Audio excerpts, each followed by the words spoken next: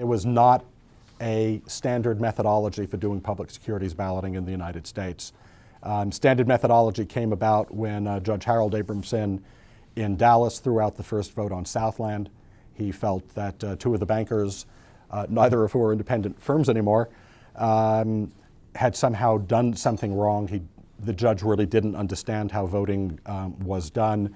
And the judge imposed a methodology on doing the resolicitation in Southland that, while it worked for Southland because it was a Chapter 11 case, so they could go to court and get orders, it made it impossible to do a prepackaged bankruptcy, because what Abramson ordered was that the banks and brokers disgorge their records, so that we, at the firm I was with at the time, had to go to 400 banks and brokers and get them to disgorge the names of their bondholders and their shareholders so the material could be mailed directly to the owners.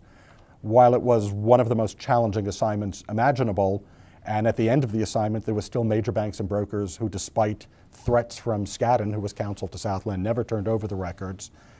It's impossible to get a bank or broker to turn over a record to you without an order from a court.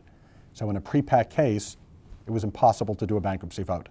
So I was fortunate enough to be doing Southland, and Weil Gotshal contacted me, and as a result of working on Southland, they sort of challenged me with reviewing the Abramson decision and coming up with a way around it was a workaround the Abramson decision. And what resulted was the ballot, master ballot, which is now pretty universally, I would say at least 99% of the public company cases in the US use the ballot, master ballot methodology. Basically, the methodology requires a beneficial owner to certify that they, in voting this ballot, that it's the only ballot that they're voting, or if they have another ballot, that they are identifying the name of the firm, where they hold it, and how much it is.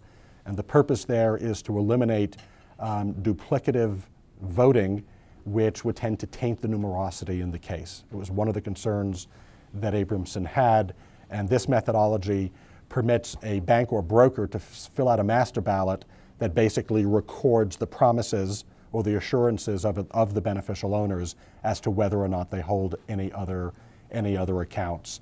It's been around now since '91, so it's about 17 years old, and it's held up reasonably well.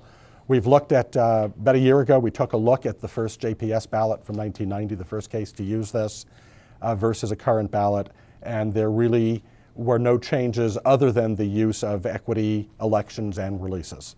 Everything else pretty much had held up nicely over the 17-year period.